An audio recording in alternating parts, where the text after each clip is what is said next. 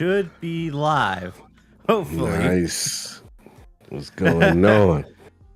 Are we live? Are we live? It took a little bit, but there we go. Yeah. Okay. Sorry about that, everybody, but had some technical difficulties. Nothing I couldn't fix. I see I'm the shield and the wolf, and I got my Switch Joy-Cons. I tried recreating the Iron Lord's logo as best as I could with what resources I had in dreams. So yeah, hopefully you like it. It's all good, man. I'm coming through with the shield. That's what I'm doing. What's up? What's going on, Cali Rex? Nice to have you on, man. Yeah, man. Long overdue. I appreciate, how patient you've been, and trying to set this up with my insane schedule. Yeah, of course. But good to be here, man. Yeah. So, have you been playing anything during the week? Anything new? Yeah. I mean, I want to get on Power World because everybody's getting on Power World. It's crazy. I spoke to Attic last night. He was telling me how much he enjoys it. I spoke to my man Anchorman.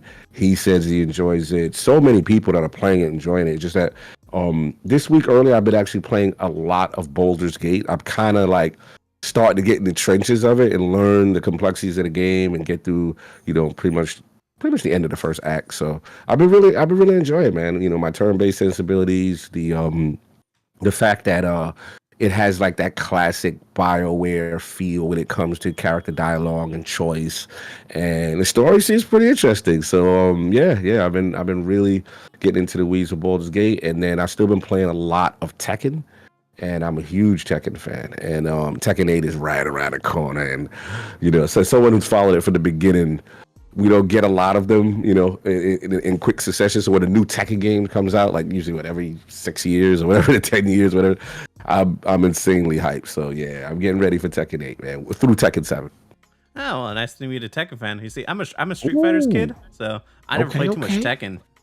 Okay. Yeah, Solve is a Street Fighter guy, and don't get me wrong, Street Fighter is iconic. Like I remember, Street Fighter 2, and I actually remember when from the arcade scene, and I also remember when King David, he was like our import source for consoles back in the day. And what used to happen is the Japanese version of the console ports would come out a year earlier. So he had Street Fighter 2's first console port on the Super Famicom a year before release. And I remember having a friend that didn't believe me because King David was my cousin. I was like, yo, my cousin has that. And he's like, nah, that's a lie. And I'm like, and then we left. I think we left high school early, and we went to where King was, and he couldn't believe it. He was just like, oh my God. Like he got so mad, like he's kind of hating on the fact that what I said wasn't a lie. Like he didn't know how to accept it because he was so convinced it wasn't true. But yeah, Street Fighter 2, I got memories. But Tekken is my heart, man. I've been playing Tekken. I remember when Tekken was in the arcade. And I have so many Tekken stuff. I could blow over with Tekken for hours. We don't want to take up the whole show. All right. I respect that. I guess going off that, since we're talking about games already, I guess we could go into the first question of your top 5 games of all time. Ooh, we going straight into it. All right. Usually, I only ask my guests their all-time favorite game just to pick one. But for you, I'm asking 5. Whoa, we do it. Okay, we do the top 5. All right, so let's do it. This is difficult because I definitely have a ton of games that has truly shaped me and influenced me. And this may change, but I'm trying to stick to my core. So obviously, my name is Lord Cognito. Cognito is kind of a play on stealth and ninjas, and I come from that era because I'm old, at the 80s and all that stuff, the 80s kung fu craze and ninja craze. So Sega and Shinobi are literally like the keys to my gamer existence. So the arcade version of Shinobi specifically would be in my top 5. That game changed my life. I remember when I saw that game, I was blown completely away by the difficulty of the game, the graphics of the game. It was a side scroller. It had kind of like Dark Souls element, one hit, one kill. You had to rescue hostages each stage. The music was phenomenal. I remember how much I appreciate gaming music. Very cool Oriental themes. Boss battle, very intense. And it was just a challenging game. It had attack, jump. You can jump up high stages and come down, and then it had the Ninja Magic button. And the Ninja Magic button was pretty much a get out of free, jail card free, whenever it got too intense per stage. So blown away by the game. And I used to go to the arcade, and I wasn't that good at it. And then I remember, like, I could just get to the second stage, but there was a local kid in the neighborhood in the South Bronx who was a savant, and his name was Don. So when he would come to the laundromat where Shinobi Arcade was, everyone would gather around him, around the arcade unit, and he would play this game on 1/4 and beat the entire game without dying. And I was just blown away, and I was just like, I'm gonna be like Shinobi Don. I'm gonna be. And then I was like, I remember even saying to myself as a kid, I'm gonna own that game. I want to own that game, because I would go home and all I think about is Shinobi. All I think about is the next day I could get some money and go back to the arcade and or any arcade that had it. So, and I actually fulfilled that dream. I have the arcade upright Shinobi still in my mama's old place. She's still yelling at me, when are you coming to get this thing? And moving out of here. And she's like, I was like, I know, I'll put it in storage. She's like, why do I have to still have this in my house? And I was like, look, when I get my house situation, I'll come back and get it. But yeah, I have pictures of even King David and Lost Off with Shinobi. I remember when I finally got the arcade version, I had everybody in my hood, everybody that was part of my gaming crew, take pictures of it, because I was so proud to actually have the game. That is dope. I can't believe you actually had enough to afford the arcade version. Yeah, I lucked out. Basically what happened was, I get older. I'm working. Like, I'm probably in my 20s at that time, slow 20s, and then I remember coming across an arcade distributor in Texas on eBay, and he's getting rid of all these authentic arcade games with the decals on the official games. So he had a bunch of games. He had Rolling Thunder from Namco. It was a game I also liked. And he had Shinobi. When I saw Shinobi, my heart stopped. I'm like, wait a minute. And he was selling it for only like $100, because basically what was happening, the arcade scene was dying. This guy owned an arcade, and he was just giving these uprights away. No one. I guess he was struggling to sell it because the arcade scene was completely dead at that point. So he's like, yeah, you just pay $100 something. He said, you're gonna have to pay for the shipping, but I said, yeah. So I set it up. It ended up being maybe $200 or something. And then the funny part of the story is I lived in the South Bronx on a one lane, one way block. And I never remember, one of these big old Optimus Prime style trucks comes with a trailer through my block, crated. They get it out, they drop ship it, and it's already crated. And then they're like, all right, we're done. And I'm like, what do you mean you're done? You got to go up, I need someone to help me get it into the He's like, no, our job is done. You have to get someone else to move it. He's like, we've shipped it to you, quote unquote, technically. So I remember calling King like, yo, you got to come through. I'm sitting outside my house with a, Oh my great. God. Yeah. It was crazy. Wow. he luckily, King held me down. He brought the goons. Ain't nobody gonna touch this thing. You didn't know what it was, because it was completely encased in a wooden shipping and a plate and a pallet, and no one knows it's this big thing. But me, I was like concerned. So we get the homies, they hold it down, they watch it, and then I remember going through the yellow pages at the time, and I remember calling Mover, and then the Mover, I was like, look, I have an arcade unit, don't get mad, I need to get this thing shipped up, 2 flights of steps, 3 flights of steps actually, because we lived in a private house at that time. And then like the 3 most brolic muscle builder kind of guys came through, and they did it. They got it up the stairs, and I paid that. I had to pay them, obviously, and that was the story. Yeah. So Shinobi's in there. Now to finish your question, Arcade Shinobi, I said Tekken. I told you. So I'm gonna cheat and say the Tekken series, but if you hold a gun to my head and say, okay, what's my favorite Tekken of all time? It's probably going to be Tekken 3. Because Tekken 3, to me, was like, it really took the series to the next level, where it really surpassed Virtua Fighters. And then Tekken really had the authentic motion capture, and they had real martial artists that portrayed the art. They had Eddie Gordo, which was a capoeira master. My favorite character is Warang, and or Harang. I always butcher his name, his pronunciation. And Harang's what you call it? He was a Taekwondo master, and I'm a guy that loves authentic Taekwondo. And I remember seeing the motion capture intro, and I was just blown away. And then that was the game where I really became a competitive Tekken player. People would challenge me. I would go online, and it was crazy. I would have people come to my house from random cities. People would challenge me at arcades. I was really good in Tekken, and all of the crew played Tekken. We would do Iron Man matches with each other to rank each other who's the best Tekken player. I was the best Tekken player in my neighborhood, and I used to go to Chinatown Fair in New York City, which there's no Evo during my time since I'm older, but that was the Evo of kind of New York, where the best Tekken players would play. And I would go there and wreck shop. So I was nice in my day, not anymore. I'm a little older now. I mean, I fell off. These young kids, way nice. What's your question? Go ahead. Oh no, I was gonna say just a little bit too slow for the newer generation of kids, right? Yeah. It's a little too slow. These kids are beasts. They know frame data. But I watched the competitive Tekken scene very religiously. I have my favorites, and I got into esports as a result. But Tekken, the whole Tekken series I would put on this, but Tekken 3. And now I will admit, Tekken 8 is shaping up to be the greatest Tekken if they don't watch them. So it looks fantastic. So next game, so we got Tekken. I have to put Halo. Halo changed my life. Halo associated me with Xbox.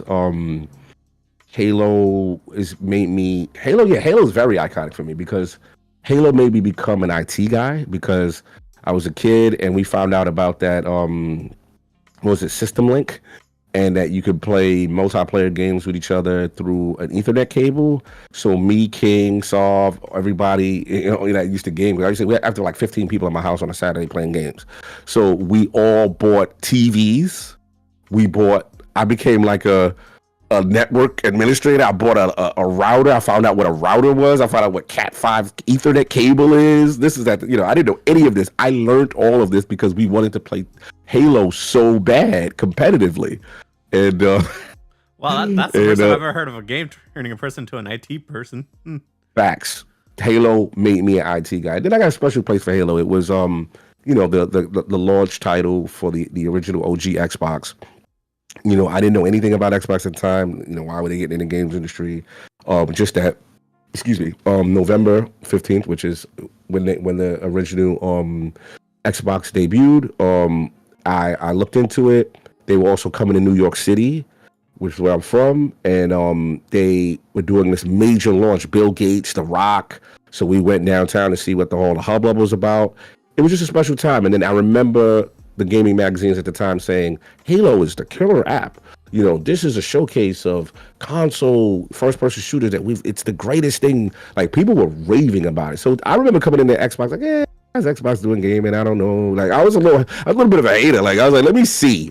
And I remember seeing it, and we were like, no, actually, that's until I got the system, booted it up, obviously the iconic music, and then you play it, and I'm like, yo. It did so many things that just blew me away. Graphically, it was phenomenal. First console, really good controlling first FPS shooter on console. And then I remember little things like light sourcing. You press the little, the white camera button on the Xbox Duke big controller. The light would go through and you're like, oh my God, in a dark area. I remember that was the first time I ever seen enemy AI react intelligently, where you throw a grenade and the grunts would run out the way, they would talk, they would hide, character voice. It was just a phenomenal game. And then you had the multiplayer, which I told you, we would play Halo for hours on hours, and competitively, all those maps, Hang 'em High, Blood Gulch, you name it. So Halo, gun in my head, Halo 1, only because it was the first and I've never seen anything like that. And then the competitive aspect and making me learn how to be an IT guy. 4 TVs, link cables and all that, everybody in their room so nobody could look at each other's screen, because we got tired of split screen. So we just like, all right, everybody, you get your own real estate, you go screen. And we did that, man. So Halo's up there. Less two would be next two would be this is tough. Um, Mass Effect series. Ooh, that's a good one. That's one of my favorite series of all time. Woo! Yeah, Mass Effect changed my life. If you had to put a gun in my head, definitely Mass Effect 2. I mean, don't get me wrong, Mass Effect 1, phenomenal foundation for a lot of people like the more truer RPG mechanics of it, and I get that. But there were some aspects of it that were kind of dated. The combat was pretty horrible. But I like the space exploration. I love the story, and it really set it up. But Mass Effect 2 did so many things that just blew me away. First, it was the first game where you import your save data from the next game, from the first game, and all your choices mattered and carried over. And everybody's story was different. So you had that aspect, and then which never to this day has been done in gaming. Like no game has, when the sequel comes out, you know, the choices you've made, all the choices where everyone's game, like the amount of writing, the amount of, like if you put up a board with all the different possibilities, that's insane. I could tell why that game probably was never. Please. I think the only thing that comes close is probably the Telltale games, but even then, those choices didn't really matter. They're just scripted events. Yeah, absolutely. I mean, you know, some people that play through Rex died, and you know, you go in the sequel, and you know, the Krogan leader is no longer, you know, there, and then if there's Grunt there, but then if your choices saved Rex at first, he's there in Mass Effect 2, and it was just so complex, and then they would just have obscure stuff that to this day where, you know, some people still never seen, where like you get the character Samara, and in the beginning of doing her acquisition mission or whatever, you can choose to portray her for her sister and have her sister play that role, you know, for who was her like an evil counterpart. It was an insane game. And then I would say the highlight for me was probably the suicide mission, because all my choices mattered. You wanted to keep everyone alive. You had to make strategic choices and put people in positions that were technically qualified to do a job. And then there was, that's random nature, but the game would penalize you if you didn't do it. So you could lose like the half of your party, all of your party. Shepard could die. Like it was just insane. Like Mass Effect was just so ahead of its time. So much love for Casey Hudson and those guys. So yeah, Mass Effect's up there. Last one's tough. I'm thinking of like 3 different games. But if I had to, I'm gonna go with the non-popular choice, but I'm gonna go with my heart, which is the XCOM series. Ooh, okay, that's surprising. Yeah, XCOM. Turn-based. I'm a turn-based guy. That game got me into turn-based games. Sov hated it when we first had XCOM on PlayStation. He hated it. I used to have all my friends over, and then we'd play XCOM, and we name all the characters, and we get off the we played XCOM UFO Defense from PlayStation. And you get the Sky Ranger, you get your soldiers, you investigate the alien landed, you know, and then you investigate with your soldiers. And I thought it had scary atmosphere. You know, anything can happen at any moment. Every, you know, choice mattered. You know, your guys could panic if you had they had armed grenades sometimes. They could end up killing other soldiers by accident. It was just a crazy game that I really took to. And shout out to Julian Gallup, I believe was the original creator of XCOM. And then as the series evolved, I followed it.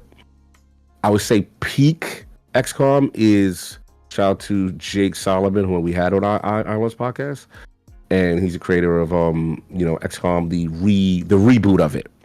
And I would say XCOM 2 War of the Chosen is peak turn-based. I feel like if you play a turn-based game like that, there's nothing, all the choices you make, and then the different things where it's the combat on the ground, the strategy layer there, then the strategy layer as far as when you're in the base, building out things, alien containment units, satellites to try to shoot these aliens down. You're trying to defend the Earth. You got it was just a phenomenal game. Me and Addict go so hard for XCOM. So XCOM 2 War of the Chosen is probably the GOAT for me. But the XCOM original XCOM UFO Defense, and then when Jake Solomon's team at Firaxis got it, the XCOM reboots were XCOM 1 reboots were amazing. So I want to give those credit too. And so yeah, so that's probably my 5. Shinobi, the arcade. If you're gonna do games, Shinobi Arcade, Tekken 3 for now until Tekken 8 goes out. Halo Combat Evolved, XCOM 2 War of the Chosen, and Mass Effect 2 will probably be my top 5 games of all time. The only 2 games I want to say is an honorable mention. Final Fantasy 7 changed my life. And of course, I mean, what a lot of people know me for. I'm a big old Destiny fanboy, and I don't care what anybody says. I absolutely love that game. I think the gunplay, the skyboxes, and doing a raid. I never did a raid before, and I think do a raid in Destiny is one of the greatest cooperative experience, 6-player experience, gaming experience I've ever had cooperatively, with puzzle solving, mechanics, and when you achieve your goal in a raid, in a Destiny raid, it's one of the greatest feelings in the world. So I want to give a shout out. Those are my honorable mentions. There's still more games I'm forgetting, but you pressed me, man. I had to, man. I had to press Yeah, you. But those are press me a little bit. Those are some solid choices. I'm definitely a fan of a few of the games that you mentioned. Big XCOM guy myself. Ooh, what's your XCOM game? Give me your XCOM game. I loved XCOM 2. I fell in love with that. That actually got me to buy the rest of the series for XCOM. XCOM Enemy Unknown, and then XCOM something declassified, or the Bureau one. The third person. Yes. So I'm freshly new because of XCOM 2. Oh, so you came in right. Oh, you came in at the pinnacle. Oh, yeah. What I would still do is I would have you. I don't know if they're available, but from Firaxis, but the XCOM Enemy Unknown and XCOM Enemy Within. I think go with Enemy Within because I think it was like an expansion to Enemy Unknown. I would highly recommend you play that game if you love XCOM 2. All right, I'll take your word for it. Yeah, if you love XCOM 2, you're gonna go crazy. And now, mind you, it's the older game. XCOM 2 did, advance a couple of things, but the core gameplay of Enemy Unknown, Enemy Within, phenomenal. Yeah, get XCOM Enemy Within, man. If you love XCOM 2, you're gonna love that game. I'm actually kind of surprised that how you said that you were a Ninja fan, but you didn't mention Ninja Gaiden, because that was a pretty big game back in the day. Ninja Gaiden definitely shaped the ninja craze. I got a lot of love for it. People don't realize the arcade version was wild different. It was 2-player. You could hang from a handlebar and kick with your feet and all this stuff. And I had the versions of that. Also, I think it's on Lynx too, the Atari Lynx. But the NES version kind of changed the game because it had like the cinematic flair, that movie flair to it. You know what I'm saying? And I think Ninja Gaiden, and then of course the reboots with the Team Ninja games, like they're almost like Dark Soul game. Beautiful game. Ninja Gaiden is great. It's just that it ain't Shinobi though. like Shinobi is it's just different styles. Like Shinobi. Did you get it? Eventually became a Dark Souls type of game. Shinobi was a thing, and then I didn't even get into the console versions of Shinobi, which are great in their own right. That people, like Revenge of Shinobi is probably arguably can make an argument that it's the GOAT of the series. Phenomenal gameplay, music, bosses, set pieces. I mean, Terminator was in the game, Godzilla's in the game, Spider-Man and Batman were bosses in the game. That eventually Sega got sued. They had to probably take those things out because they were just putting in a lot of characters where they probably didn't have the rights to it. You know what I'm saying? They had that. Revenge of Shinobi was a phenomenon.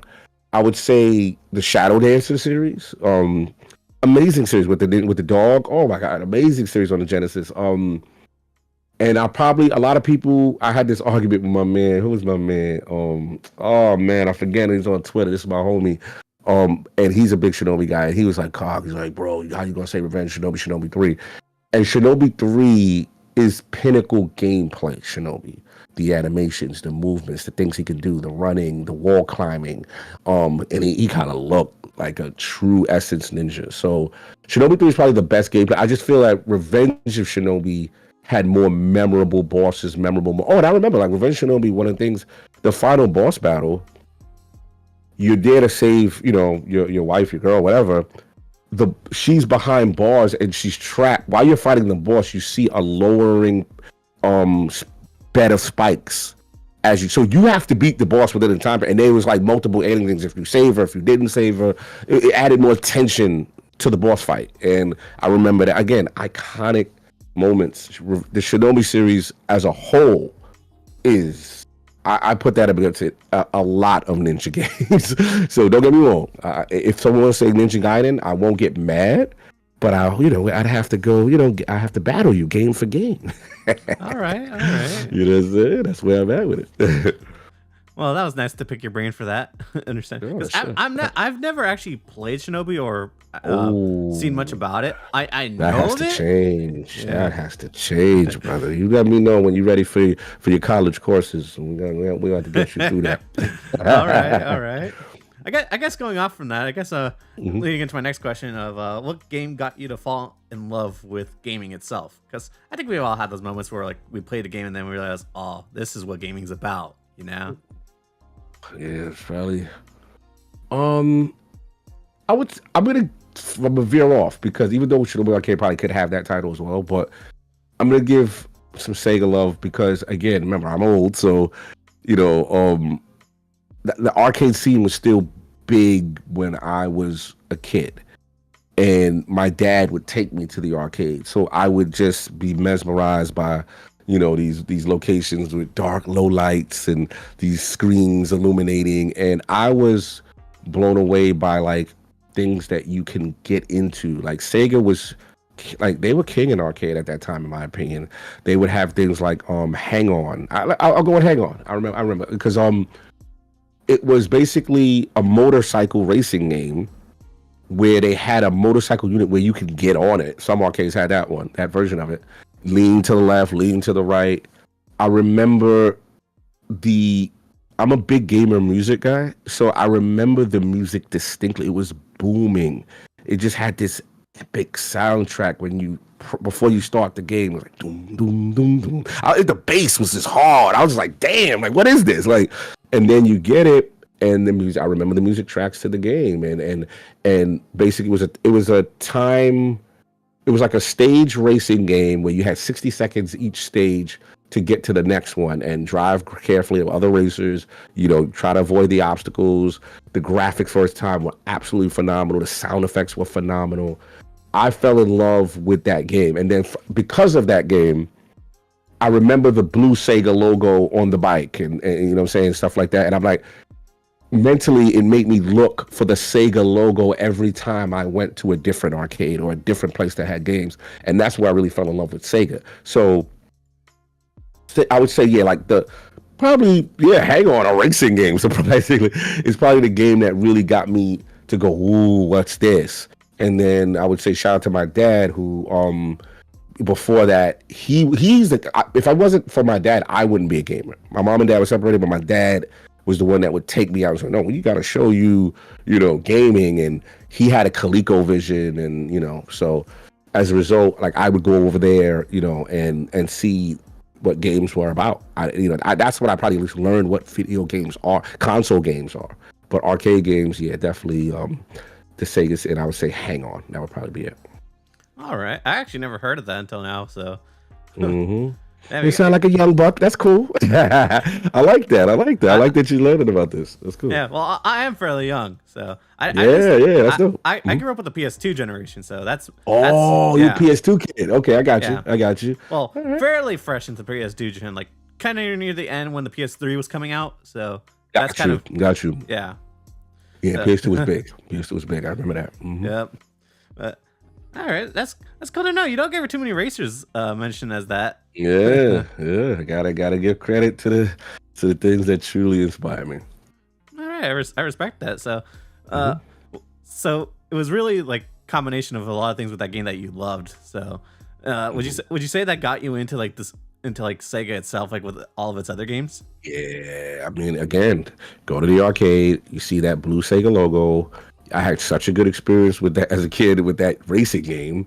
So then, here they come with, I believe it was like Outrun. It was like another racing game. And I remember they had Afterburner. It was a flying game. And then they had, Space Harrier. This, get ready. And this guy would run on the ground and, he's like this, I don't know. I don't even know. There was really no story behind Space Harrier. It was just weird. It was a guy did have a jetpack, and he had a cannon, and he would just run, and it was third person, but you were running to the screen, and it was just a wild game, fighting alien bosses and stuff. And then obviously, the iconic Shinobi story, which I told you. But yeah, it kept me in the Sega ecosystem. So whatever Sega was doing, in the arcade, I was definitely following closely. All right. I guess that will lead me into my next question. Switching things up here, but actually, since you mentioned two consoles, the Xbox and Sega, of course. Mm-hmm. What's your favorite console? Ooh, it's hard. And I mean of all time. So of all time? Yeah, of all time. Okay, I know what it is, but before I reveal it, I gotta give an honorable mention to the Sega Genesis, and the Sega Genesis definitely changed a lot of my life. Probably one of the systems I ride it with the longest. But if I gotta be honest, I got a gun in my head. You gotta pick one. It's gotta be the Xbox 360. It's gotta be the Xbox 360. The Xbox 360. I mean, actually, I had Peter Moore on Island's podcast. That was, he was the head of Sega.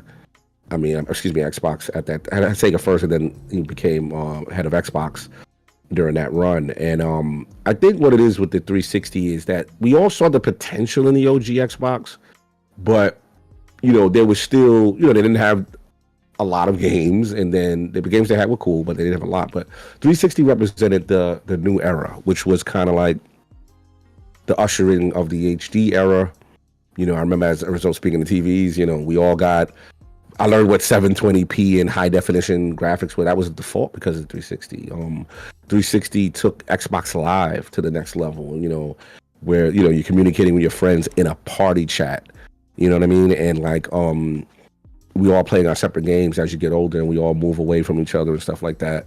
But we had Xbox Live, right? And then, we talk about the era of Xbox Live Arcade with great indie games. We're talking about a system that during its first 2-3 years, one of the greatest, launch lineups as well as launch windows. You starting off with like, the Mass Effect 1s, the BioShocks, the Ghost Recon, Advanced Warfighters, the Splinter Cells, Oblivion, was a 360 game. The 360 games actually ran better. The Bethesda games ran better on the 360. And how could I forget Gears of War? I mean, Gears of War changed the game. Like, it was. I remember the commercial, and I was just like, what is this? Was it Mad World? The iconic music, the pure violence in the game, the chainsaw, the dark nature of it. I remember graphically being blown away by how impressed. Like, Gears just really was something else. Then obviously the Halo series, you had Halo 3, and then they had so many high-level quality games. It was an aggressive Xbox led by Peter Moore at that time. And yeah, sports, as if you're a sports guy, all the sports games. Xbox 360 was just a special time. It was a tremendous run, and I would definitely say it's right up there. Mm-hmm. All right, I guess we ended up liking two different consoles because I enjoyed the PS3 thoroughly. Ooh, it's funny, yeah. PS3 was. I'll consider it a late bloomer. I think it came around late, but yeah, like I mean, PS3. I would say obviously when you usher in a lot of games like Last of Us, and they had some cool games. Don't get me wrong. It's just that I would say 360 had the zeitgeist, but I had the PS3. I had it, and but. PS3 has some like underrated gems, and I think towards the end of the generation, they really picked up steam and had some stuff going on. But I feel you, PS3 guy. I respect it.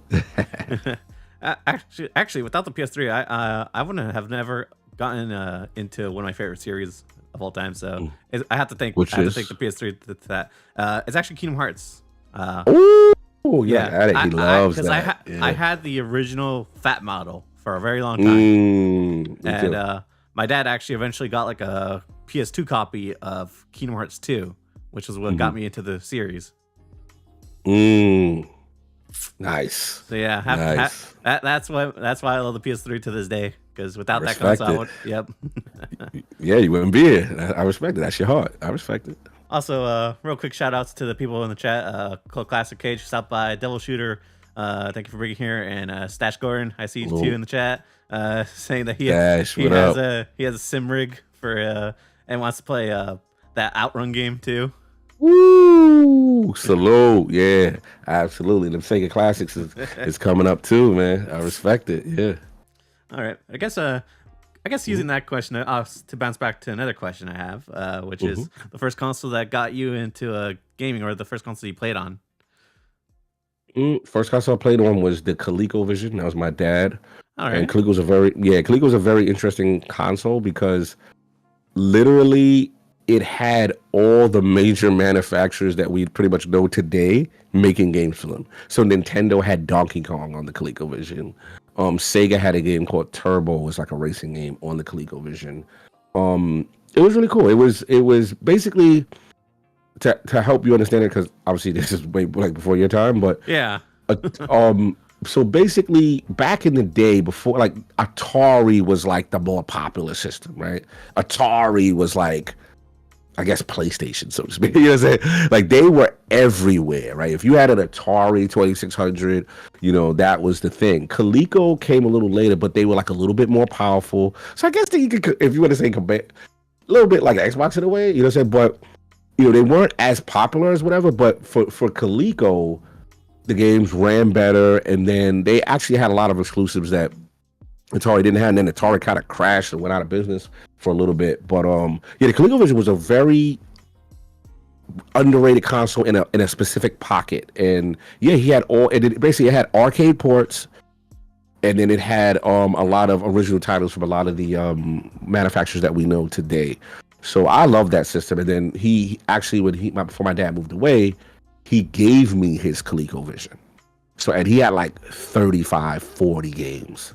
And I would play these things. And I was just like, man, it was super impressive. And I have tremendous memories, a lot of obscure games that I'm going to mention that no one probably would know.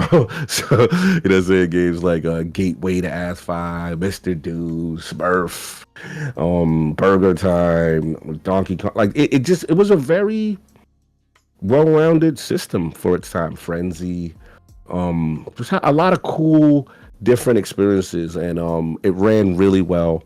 They came out with like an expansion model at one point, and I remember getting that, and they had a baseball game or something, Super Baseball, whatever. But it didn't last long. It wasn't like a big run for them, but when they were there, it was popular for its time. All right. Well, I'm not gonna lie. I actually didn't know. I knew of the console, but I didn't know like how, like if it was big or not. Because I follow a lot of retro people on YouTube, so I find out about these old console manufacturers. So do some research on ColecoVision. It's a very interesting. I think you'd enjoy the history about it. So I gotta ask: do you still have the console in the games, or? Yeah, I tell you, my mom's still yelling at me. I mean, she's still in the South Bronx, and where she's at, she's like, "You better come and get all this stuff. You've got 2 arcade units. You've got, because I used to live on the 4th floor. My mom was on the 2nd floor. My grandparents on the 3rd floor. And when I moved up to the 4th floor, it was like a 2-bedroom, and 1 bedroom I had the arcades, and it was like the gamer, bro hangout spot where all my friends would come through, and stuff like that. Then the other room was actually my bedroom and stuff like that. But I guess one of these days you gotta go back and get all that stuff up. Yeah, she still tells me to this day. She's like, "You better come." Yeah, I'm like, "Oh my god!" So I've got that. The Coleco is there. I've got arcade units, motherboards, because I had like this project. I was going to like make my own like arcade unit and have them switch between all the games that I purchased, just the motherboards. Cause I was learning. That's when I was really getting into tech for a little bit. So I see you. Yeah. I was in my bag back then. For sure. I'm actually in that mood right now of trying to build a arcade machine myself. Oh, that's what's up. Yeah, man. I mean, a lot of companies do it, but it's just like, at the time, I think I had like WrestleFest. I had all these games that like either 4-player, Teenage Mutant Ninja Turtles in time. I had all the stuff arcade games that really meant a lot to me that I wanted to kind of just build out a cabinet and then have like a switch and that would go between each one and stuff like that. But never got around to finishing it, and then I moved, so it is what it is. So I guess moving to a different question this time. This is actually a new question I started asking my guests of sharing their favorite gaming moments. Now it doesn't have to be like playing a game, but it could also be like related to friends or like buying a game. So do you have any like favorite moments? Yeah, I would say as far as moments, obviously I told you the Shinobi Dawn story. That's one of them. I would say, as far as a lot of my stuff was like competitive, so the Tekken 3 arcade challenges and stuff like that. I remember people would come over, and hey, they were a good, I don't know, Paul Phoenix player, Martial Law player, and then I'd come over and challenge them and stuff like that. But as far as like in games, yeah, I think I mentioned like the Suicide Mission, Mass Effect 2. I would say, Final Fantasy 7. I would be like, certain characters dying, and you're like, oh wow, this is crazy. Like I've never seen games do stuff like that. Trying to think more moments for me. There's so many. It's the thing. It's so many to try to. I would say we said Mass Effect. We said Final Fantasy. I want to give Halo some love. I remember seeing like the flood coming and going absolutely crazy. Like, what's going on here? That's sick. I think most of them I did say. I think the ones that impacted me the most, I did say. So I would say, right. The Shinobi Dawn, the competitive Tekken series. I would say in the add-on to the Tekken series, I'd had crazy stories where people would be like, yo, I'm the best Tekken player. You're none. I had a guy like talking so much right to me for like months, and he was a friend. He was like the cousin of a friend of mine, and I was like, "Yo, bring your man through, and we're gonna see how good he really is." So I never forget the day I'm in my house, and we're playing Tekken 3 on PlayStation. Having a good time. Comes, my boy's like, "Yo, he outside. He want to talk to you." So I was like, "All right." So I come downstairs. I come outside. This man is in a car. And he's like, yo, right now, let's play. And I'm like, he's like, you scared? I'm like, what? I was like, because I'm so confident in my abilities. I was just like, okay, whatever you want to do. You want to do it here? He's like, no. We going to the arcade. And at the time, I lived not too far from Yankee Stadium. Go to Yankee Stadium. We get there. And there was an arcade, Tekken 3, right there. And by the way, he's in his car. I jump in my car with my friends. He's got his friends. So this is a whole, like, this is a Kumite. Like, this is a martial arts tournament about to happen. And we all go to this arcade bowling alley. And we get there. And then people are surrounding us like, yo, what's the commotion? And then he's talking reckless. Like, he's like, I'm going to beat the hell out of you. I'm going to embarrass you. I've been waiting. I've heard this. You ain't nothing. All right, cool. So I'm like, all I say is like, you keep talking. All right, we're going to see. So we get on, and I never forget this. He picks Eddie Gordo, which are a very difficult character to fight. Capoeira, very complex, very unpredictable character. So at the time, I was Harang, which is a Taekwondo character fight, but it's something told me, I was just playing with this character called Brian Fury, and I was just like, man, I think I can get him out of here. I don't think I have to take my best character. I was just feeling cocky. I was just like, I'm going to test his chin first with my second best character before and see what happens. So I remember the match starts. I do a combo within the first 2 seconds of the match that I practiced for like so long that literally took his entire health bar in seconds, and he lost the round. And the entire bowling alley, everybody was like, oh my God, oh, it's over. Cog is destroying, like, I've never seen so, like, I'm talking about the game goes round 1 fight, boom, KO. God damn. Just like mere seconds. Yeah, so I'm looking at him, and I'm like, I told you, this is what you wanted? And he started, when someone's laughing in embarrassment, like, what have I gotten myself into? So I'm like, yeah, that's the level of Tekken competitive play I used to be on. And I remember I call it the snatching soul moment. Like he was I could do whatever I wanted to him at that point because he was so embarrassed. He couldn't believe what happened. So yeah, and I got him out of there so quickly, and then he gave me a hug like, yo bro, you nice, you know what I'm saying? And everybody was like, yo, you called us down here for this? People were like falling on the floor laughing, like he was complete. His own people were laughing at him, like it was bad. Like what I did to that boy was bad, Cali Rex. Like I put it on him and I let him like, don't you ever talk to me like that. You know who I am? Like I'm that guy in tech. Like I was cocky. I was in my moment. You know what I'm saying? But you deserve it. You won fair and square. This man called me. This man drove to my house, jumped out his car in the middle of the street, yelling at me right now. And he's a big dude, so he was like, kind of like an intimidating cat. And I'm like, all right, whatever, let's do it. So yeah, you got, those are those moments that I feel shape you if you're into competitive gaming. And I'm from the era where it's like, these kids now, they play online and stuff like that. I'm from the era where you're playing right next to the person. You know what I'm saying? So they get to talk to you, they get to do stuff. I've got so many arcade experiences, where people were disrespectful, and I have to, you gotta humble them. You gotta be like, yo, watch your mouth, like, because I'm not the initiator. I'm not the person that's like, I'm gonna do this to you and all that. People talk to me. I just tell them, no, I'm good in the game. I like the guy. I think I'm good. So yeah, I'm from that era. You know what I'm saying? Things can happen. People get mad, fights break out. I've seen it all.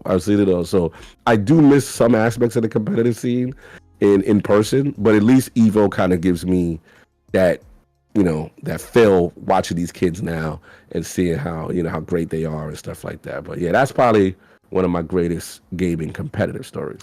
Yeah, I honestly have a hard time looking at it and seeing how popular it was. Like I could only imagine because my dad actually grew up in that same era of gaming. He was a Mortal Kombat fan himself. Ooh. Mm-hmm. So nice. Him and my mom actually tell me about the stories because my mom would go with him on dates and they would go to the arcade. So he would be playing Mortal Kombat. There would be a lot of people just around the Mortal Kombat machine itself. Yeah, for sure. Mortal Kombat was huge when it first landed. Oh yeah, and Street Fighter, of course, is up there. But yeah. Me and your dad would probably have a lot of in common stories gaming wise. Probably. Probably, no doubt. That's my era. All right, I guess moving on. I'm gonna switch things around. Usually, I like to get through all the gaming topics first, but I'm gonna try to save the two for last. So. All right. So I want to get into your content creation stories now. All right. Yeah. Okay. So tell me what got you into YouTube, because I've took a look at your channel. I did a little bit of research, seeing that you've been doing it for 6 years straight now. Yeah. 6 years. Yeah. So what got you in? What got you guys doing your show? Content? Yeah. Yeah, man. That's all Lord Addict. Lord Addict is the blame. No doubt. Oh, hold on. I was just want to shout out Stash Gordon. He said Sports World of Piranhas had fights many weekends due to Street Fighter 2 and Mortal Kombat back in the 90s. Facts. The arcades, the fight games called fights. But back to your question in content creation. Yeah, definitely shout out to Lord Addict. Never envisioned me as I never envisioned myself as a content creator. I didn't even know what content creating was, to be honest with you. At this time, just a person working, but love games, be on Xbox Live a lot, have my friends, and then pretty much I just became cool with Addict through a mutual friend named Anchorman V. And I remember, this kid would come in there, he was very opinionated, probably one of the loudest in the room, but I liked him. I was like, he's a little bit rough around the edges, but he's funny. You know what I'm saying? And then we became really cool, and we would play a lot of games together, Destiny and stuff like that. And then he would always tell me, like, bro, like, yo, like he would love being in party chats with myself. And then if I brought King in, if I brought Sarv in, or I brought the rest of the Lords, we were the Lords at the time. We had a clique called Channel 5, and a lot of my Channel 5 dudes are people who grew up with me in the South Bronx, who came to my house because basically everybody came to my house in the South Bronx on a Saturday you know what I'm saying, to hang out and chill out and play video games all day. So it became a thing when we were younger. So when we got older and we all transitioned to Xbox Live, I would bring those same people into those party chats. So he would just love the discussion, the banter we would have, you know, in these things. And he would tell me like, yo, and I didn't even anger him, like, yo, you guys, they love being in party chats with us. Like, you guys have so much fun. Like, and then I think that translated to him saying, yo, we should do a podcast. And I'm like, what's that? Like, I don't think, like, you know, I'm too old. What do I have to bring to this that people care about? You know what I'm saying? Like, I just didn't understand. I was like, you mean to tell me people are really just sit there and listen to other people talk? Like, I just didn't get it. Like, he's like, yeah, like, you should podcast and, you know, this, that. And he kept pressing me about it. Like, every time we get in, and I'm like, oh my God, this kid with the damn podcast. And I'm like, all right. And I finally gave it one time. I'm like, okay, look, I'll try it, but you got to host. And I'm just going to sit there and, you know, be a guest or whatever. And then we started. And I think at the time, because, you know, we were big, me and him would play Destiny for hours and hours. We would raid, and we were big Destiny fans at the time. So I remember we was like, all right, well, let's do he's like, let's do a Destiny podcast. It was like peak Destiny. I would say like right around the Rise of Iron DLC. And to his credit, you know, he's the one who's like, oh, I'm the one that created the name. I thought I did. He reminded me. He even had the receipts of a like Facebook chat we had. He was like, you know, I was like, oh, yo, you're right. So legally, if I would have went to court trying to sue Attic, I would not win the name of Iron Lord's Power. But anyway, so we started, and yeah, that's the origins of my content creation story. Because I remember, you know, we would talk about game. We had two other people who were the original Iron Lords at the time, and they had shout out to my man Lord Sleet, Lord Zero. You know what I'm saying? And SWAT. And yeah, we just talking about Destiny all day and stuff like that. And I really enjoyed it, and to the point where I was like, all right, well, maybe I host now. And I was like, maybe I'm ready to host now. And I did that. And then, yeah, that's when the whole ball roll started. Me with the intros, introducing people, you know, making them feel good about coming on the show. And yeah, that's literally the origin stories of my gaming career.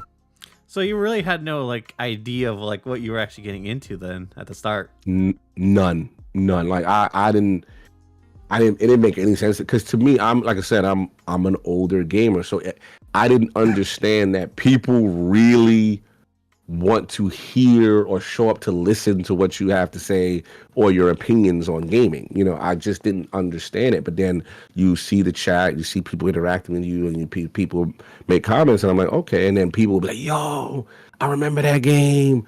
You know what I'm saying? I remember this, that, and the third. And like, they would connect with you and stuff like that. Or, you know, or like, yo, I disagree with you or whatever. You have these little gaming debates, and it was a lot of fun.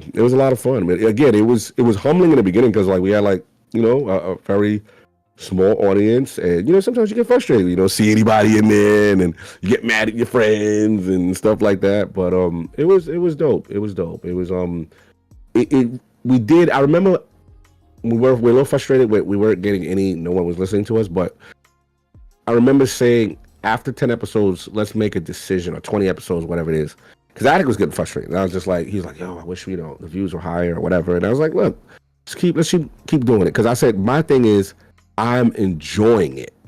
You know what I'm saying? Like, then I was getting to it. So once I'm starting to enjoy something, it don't feel like work. And we just kept going. And eventually, it was a long grind. But eventually, it started to pick up. And then we changed. I think we from Iron Lords Gaming, which was kind of like a Destiny only thing. Some people were like, yeah, we like you guys, but we don't like Destiny. You know what I'm saying? They were like, if you talked about other games, and then we kind of opened it up to gaming news and, you know, Xbox and PlayStation and Switch and stuff like that. So that's when it really started to pick up a little steam. All right. Well, it's interesting hearing it from an old cat like yourself, because you see, I grew up with YouTube. YouTube is my generation type of thing. So, right, that's your gen, yeah. So I knew the potential right off the bat of like how doing a podcast would be, considering like how many people do YouTube, how many people have been watching and have been growing, making YouTube their own businesses. So yeah, for free. I learned the game. I mean, continue, yeah, because I definitely. Then I started to understand it, and I was like, it's your generation that really has kicked it off. But yeah, continue. So Attic was really the one that kind of helped you guys kickstart it together then, right? Absolutely. We would not be anywhere without Lord Attic. Like Lord Attic, this whole world was new to us. Yeah. I guess that kind of actually has to lead me to my next question of like how'd you guys come together as a group? Yeah, so pretty much, I told you Attic story in terms of Xbox Live and party chats. And then how it basically, the forming of the group was, remember, King's my cousin. Sarv I've known since the 3rd grade. So Sarv was like one of my best friends, and we were in elementary school together, in junior high school together. So we've been in every class together, the same class from the 3rd grade all the way throughout junior high school. And then he went away later on in life. But yeah, so these were the people that would come over my house, every Saturday to play video games together, to hang out, watch fights, to do stuff, and then whatever. So those Xbox, that translated to the Xbox Live party chats. Attic then, meets them, and he knew all of us, right? Because he's loving being in these party chats with us.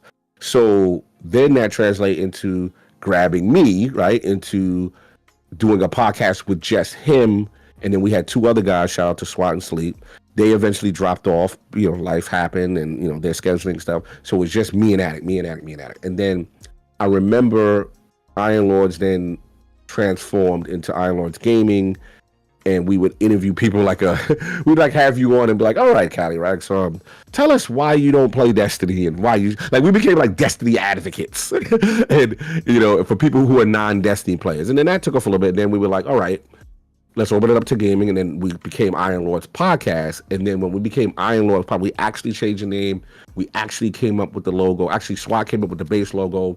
Shout out to Nero Pinero. He transformed it into what it is now. It gave it the glow up. We were like, ooh, we like this. The wolf looked real aggressive. Put the controllers of all the consoles. And then we did that. And then after that, I'm like, you know what? Something made me, I'm like, because I remember we were struggling to get guests.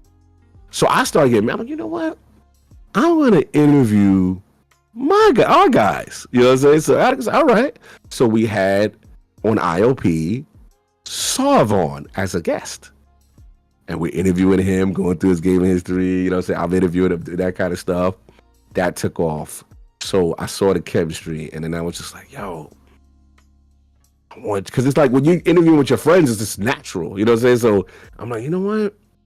I want you to be a part of it. So Sarv was like, yeah, all right, I'll join the podcast. All right, cool. And then the next guest we had was King.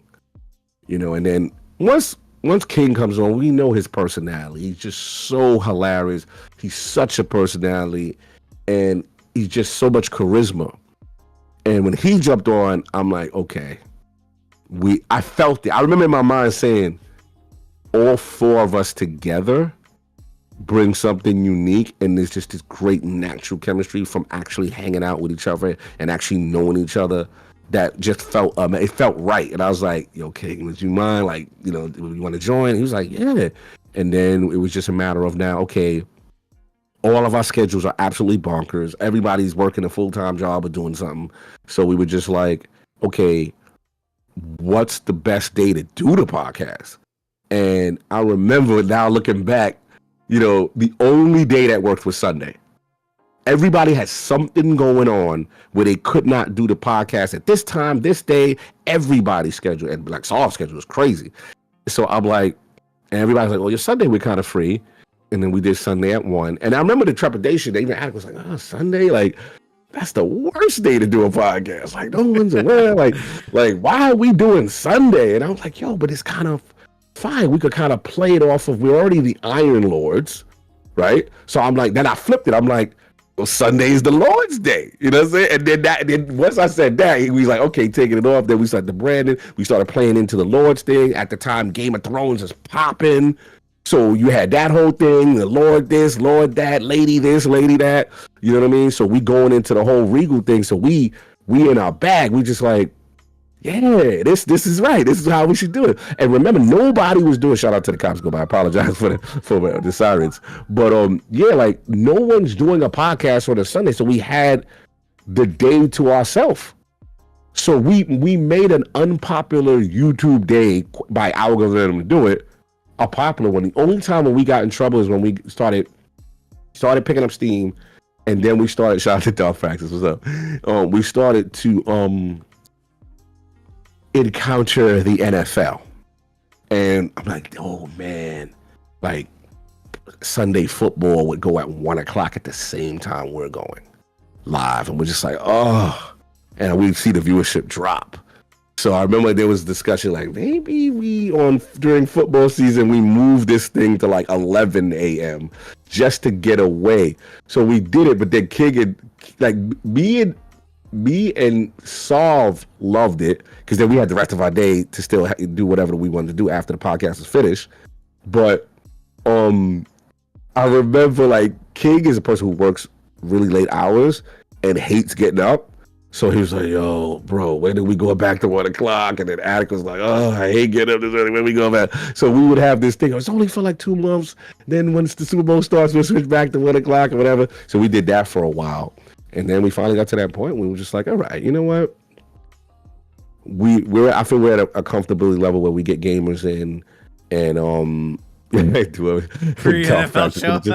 Oh man, that's funny. Do a pre-NFL show. But yeah, we finally got to that point. We were like, look, I think we can withstand the NFL now, and we're fine. And yeah, we did. And then a couple other, I won't say their names, but a couple other podcasters finally started seeing the value of doing a podcast on Sunday. And actually, I want to shout out Weapon Wheel. They've been doing on Sunday before us. You know what I'm saying? But they were like 6 p.m. So there was just that block between the morning, and the whole afternoon when nobody's doing anything, and it just worked, man. So yeah, Sundays, IOP, that became the thing, and it just took off. And I would say the magic moment for me, because I always told them this is a key part. Listen, we in the Xbox Live party chats, our mouth get a little loose, Cali Rex. Like, we're not buttoned up, people cursing, people talking, all reckless. I get that way with my friends too. And we're from the Call of Duty lobby days where it used to get, you can get reckless. So that's how we would normally talk. So I told them, I'm like, look, we're doing a podcast. I know how we get. Let's not curse. Oh, God, I remember Attic pushed back on me. Like, Attic and King was like, yo, God, I don't know if I could do that, bro. Like, you telling me I can't.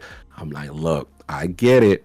But for me, I was just like, if we want to blow this thing up, and if we want guests, because part of me doing intros was to celebrate the game developers and the people that make the games that we love, or all the content creators and stuff like that. I was like, bro, if we do that, they're not going to want to come on. And that's kind of part of the vision I had for the show. So when they kicked and scratched, and they would have something to me, I'm like, all right, we do it because you out of respect.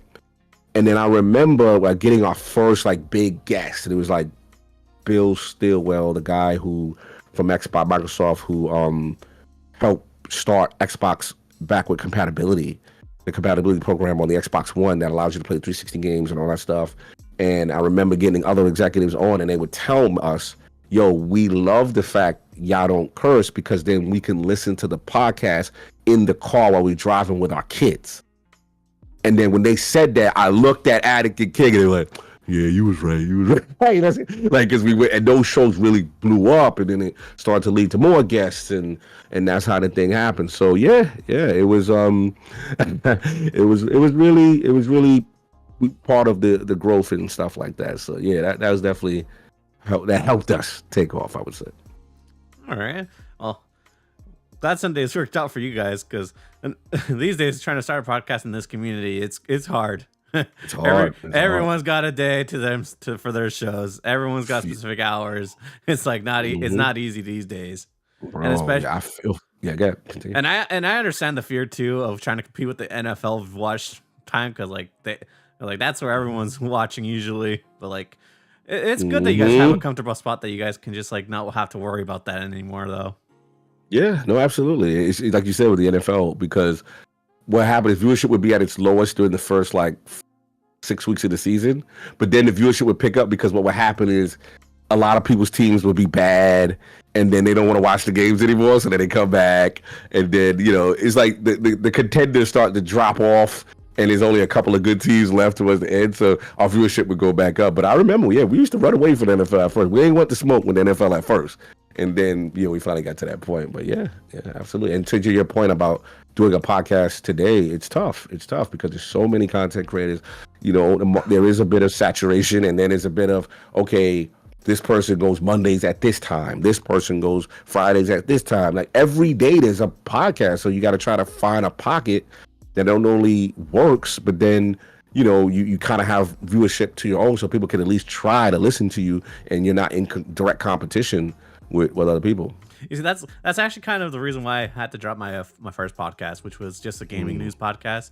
Because it got a bit too competitive, and it was hard to get guests on because, like, everyone was out. Some people would be on another show at that time too, or it's just other reasons that didn't work out. But this time around, I've been trying to branch out. That's why I kind of wanted to do this show and another show. I've been doing Sundays myself actually now. Nice. Yeah. So nice. Yeah. You definitely have to carve out your own niche eventually. Yes. Good point. That was literally what I was going to say. Yeah. Totally agree. So how did you guys actually manage to do that? Like, did it just like work out where like people were enjoying your guys' chemistry together? What it was is the chemistry. I like to laugh. I like to have fun, and some of the jokes. And then what it is I think what really resonated with all four of us is we all don't agree on things all the time. So people get those natural. So you get to see those natural debates. And who's right, and then we're from the era, Cali Rex, where it's like you can't just say, yo, I disagree with you, right? We want to like make a scene of it. Like we're like, yo, all right, you don't believe, I'm just making something up. Like, I think Xbox. Somebody might say, well, I think Xbox next console is going to come out in 2028 based on the leaks. Somebody be like, nah, bro, I heard the rumor is coming out 2026. I think it's coming out there. Nah, it's definitely don't make no sense. Oh, I disagree with you. All right, let's put something on it. So that's where the bets were. That's where Bend the Knee started, where it was kind of like, all right, if you lose and the system comes out or whatever I say versus whatever you say, and we get tangible proof, then on camera, you're going to have to get on your knee and say, yo, I was wrong. Like we started these events competitively with each other. We did Crown Your Lord, whatever it is, the Game Awards. Solve wins that all the time, where it's like you pick who you think who's going to win. We'd have all these like moments and where it's just us kind of joshing, talking, crap to each other or betting or whatever. And then, or just like, passionate arguments and debates on direction in gaming and what should happen and what shouldn't happen and, topics. And, it's fun because we never cross the line and get disrespectful, but we stand on our square, and it's fun when like the little, alliances start, where it's like, well, me and Attic really feel strongly about this, and we aligned in that, and then we're going against them, or sometimes it's 3 versus 1, and 2 versus 2, and it's just funny. The egos get into it, and it's just hilarious because I think the beauty of our show is that we're not going to consistently agree, and it's funny to see when we get together on Sundays what topics we actually align on or don't, and that's the part that's really cool. And I definitely see that when I watch your guys' show. I try to tune in whenever I can, and like recently with the Xbox news about the game, about some of their games going on multi-plat or whatever. Yeah, I definitely got that. I definitely got a heated debate between you guys. When it came to that subject. Absolutely. It's all fun, man. It's all fun and games and stuff like that. But yeah, so many classic ILP moments. And having guests on and, debating with guests, or just not even debating, but just also learning people's story. Learning people's story is also a huge thing. And, going through like what we're doing today, right? Gaming histories. And then you realize how much you have in common with people, also people from other countries. And you're like, man, that was going on. Or one of my favorites is when we have the developers on and they tell us about the process. And because we got to be honest, even ourselves, we've been guilty of it. We think how we know everything and we know how games get made and what's really going on behind the scenes. And you find out it's completely different than what you think. And it's great to have educated people in the industry that know what's going on and actually give the correct information. And it's really cool. And sometimes you learn the challenges of what people do to just make games, right? It's really informative stuff. So yeah, that's the part that we also really enjoy doing, like having these, some guests on and picking their brain on their story. I think Darth Praxis in the chat wants to challenge you guys on your show with your opinions. So always perspectives to disagree on. I feel you. I guess moving on from that, I guess I want to know, like, how, like, looking back about how long you guys been doing this, do you like how do you guys feel like it's been? Like, you guys like feel like you guys are like at a good place right now with your guys' show and YouTube channel? Yeah, I mean, look, you're always gonna look at your sub count and be like, we should be way bigger. We should have 1 million followers. Like, of course, right? You always look at that, but we also realize what we do, and I think now we more appreciate, what the blessings we have, because we know how hard it is to podcast. We know how hard it is to stay consistent in the space, and I think that, one thing I know I'm a little impressed with is our live viewership. I feel like we punch above our weight, comparatively to other platforms, which I think is cool. And I think for us, the media aspect, being proud of, being games media and being able to go to conventions as media, interview developers and stuff like that in person, go to showcases, E3s, PAXs, that kind of stuff. And then it's translating into, we got to talk about the elephant in the room, which is the monetary aspect. People work, we all would love to be successful. We'd all would love to do it completely full time. So there's always that goal, right? When, promotional opportunities and sponsorships that we think make sense, we try to jump on that. And we're trying to get to that point of finally, we finally got to that point, I would say like 2 years ago, of being profitable. That's when we started to, okay, let's take this even more seriously. Forget about, we're just doing this as a podcast, YouTube. Let's maybe turn this into a business, right? Let's turn this into an LLC, and then going through the steps of that. And, okay, I remember the frustration, actually before the LLC, I remember the frustrations of not being able to get games media, not being able to get review codes, and not being able to cover games. And then we're like, okay, ILP is great.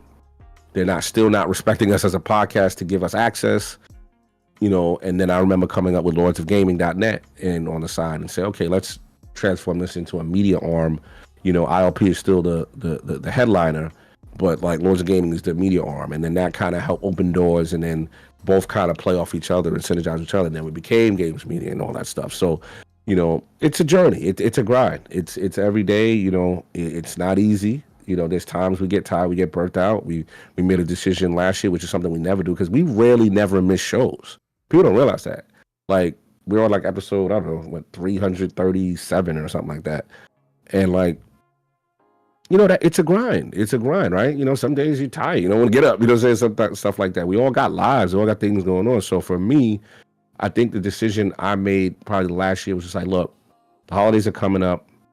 There's still stuff to talk about, but it's Christmas, then New Year's. Let's just take, us taking a week off is a big deal. Like, we took 3 weeks off and we needed it. Just mentally, to track, detach for a little bit, relax, get back to your life. And I think it did us good. When we came back, we were refreshed, that kind of thing. Also, another decision is that we used to have guests on all the time, right? So we'd have a ton of guests. We got feedback like, hey, we love when you have the guests on, but sometimes we miss it when it's just you're four, right? Yes, you guys just talking, and that's when some of those organic moments, hold the line with King, and so all these things that we have moments in time where the gaming community rallied behind us. I remember I came up with #JustOne. I want at least one of these type of, PlayStation style, third person negative, over the shoulder narrative, high graphical, Last of Us kind of things. People push back at me. Addict had his moments. Soft had his moments. It's just all these classic moments. So yeah, I think that it's growing. We see our vision. We're trying to keep pushing, and yeah, if the goal is probably to do this full time, but we don't need to do a full time job, and we could actually just do just this, and that's where the passion is. So yeah, that's probably where we are. All right, and since you brought up Lords of Gaming, actually, that actually was one of my questions. But like, how has running that been? Because it's not easy starting your own media outlet like that. It is not easy. Yeah. Excuse me. Basically, that started with myself. That's a little bit separate from IOP as far as the origin. Because rest in peace to my good friend Dizzy. His name's Kevin, but everybody affectionately online know him as iDizzy. And he was a website runner. I remember he used to listen to IOP and be like, bro, you guys got something special. And he had a up and coming independent site. It was called Playback Gaming. And he's like, look, would you mind if you I put episodes of I want you guys to blow up. I think you guys are great. And he was like, I can put your episodes on our website. And I'm like, absolutely. So we always kept good relationship.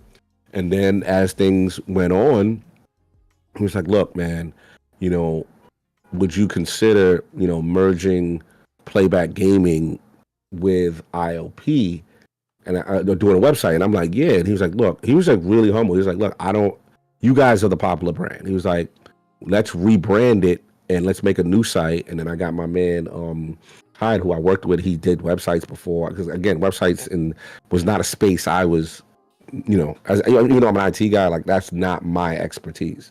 So, we all three collaborated and we like, let's come up with it. And then what we could do is make a place for young up and coming writers. Cause obviously, this is kind of like a nonprofit. It's kind of, we're doing this for the passion, but also to get recognized. I remember one of my frustrations. I was like, man, I would love to go to E3 as a podcast. I would love to go to PAX as a podcast, Gamescom, all that stuff. But we always got rejected. Every single time we said, man, you don't have enough subscribers. You don't have this. You need 100,000. It was just all these goals that we couldn't achieve. So I remember saying to myself, well, maybe, we create a site. And I figure like the journalist aspect was getting respected more. Those guys were getting codes, and stuff like that. And those guys. So I was just like, I remember making the switch to at least promote it. And that's how Lords of Gaming started. So we came up with our own branding. It became like the sister to IOP. And then that started to blow and people wanted to write for us. And then as a result, that opened up doors for interviews. That opened up doors for media access. And it really started to take off. And then, it's hard though. It's hard because obviously people. It's hard. It's almost like a sports analogy. We're like the farm system before you go to the major leagues, right? So sometimes you get people to come in that are super talented. They write for you. They get noticed, and then they leave. Right? They're like, here comes IGN or Destructoid. The Windows. They like it's hard. So you got that aspect. Then you got the aspect of we got to be real. Like we're not paying people, right? We're not like this. We're not. IOP is the business in the LLC. Lords of Gaming.net is not yet. So basically, what's the hook for someone to come in? The hook is okay.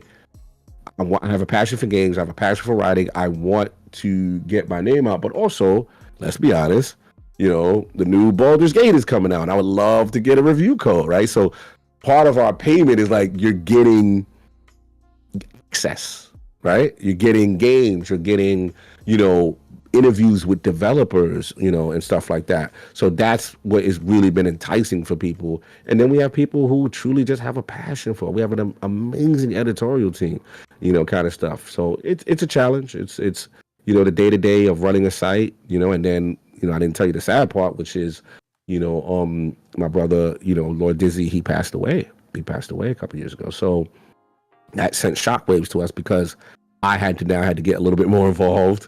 I had to now elevate some people. Shout out to my man Mahmoud. Shout out to Flame. Shout out to Nick Undead. Shout out to Josh Redding, who's there from day one. And it's a challenge. So we all go through it, but I'm still proud of what it is, and it's still. I think the future is still bright. We just gotta do some things behind the scenes to take it to the next level, like how we took ILP to the next level. And I still believe in it. It's just a matter of we just got to make some adjustments. And I got some cool ideas and plans coming. And hopefully they can come to fruition for Lords of Gaming.net as well. Well, can't wait to see that when it happens. Thank you. Well, I guess I'm moving on for that. I guess my next question is going back to podcasts. I've actually been watching yours and Mr. Maddie's show, Defining Dukes. So yes. How did that come about with you and Mr. Maddie being hosts on there? Yeah, shout out to Mr. Maddie Plays. That was amazing. Basically, I gotta give Attic some credit here. Attic is so instrumental to so many things we do. So basically, our piece now in a good place. When views are up, everything's cool. And I remember Addict approaching me. He's like, "Yo, we should get Colin on." And I'm like, "Yeah, I got no problem with Colin. Let's do it. Let's figure it out." And we eventually got him on a massive episode, a huge episode, and it was just great. And it kind of created this atmosphere, like, because obviously I don't agree with every point Colin says, but, I think what it brought is that gamers have to learn to agree to disagree respectfully. And we had that, and we went through his whole history and his journey, the kind of funny days and all that stuff. And we had opinions, and he had opinions. It was a great show. So as a result of that show, Colin and I become really cool, and then at that point, Defining Duke, I wasn't on it. Obviously, it was Maddie and shout out to ACG. That's my homie. I love ACG. So those two had Defining Duke, which was under LSM, which is under Colin's network, Last Stand Media. I remember maybe like 6 months later after the Colin episode, I remember Maddie reaching out to me and saying, "Hey, would you like to come on as a guest for Defining Duke?" And I'm like, "Yep." So I come on, and it was me, ACG, and it was just phenomenal chemistry. All three of us. Like, it was a amazing episode. And I'm like, "Oh, this was fun." Like, I didn't get too much of it. It was just like, but this was a really cool episode. Like, we were just vibing, like, all of us.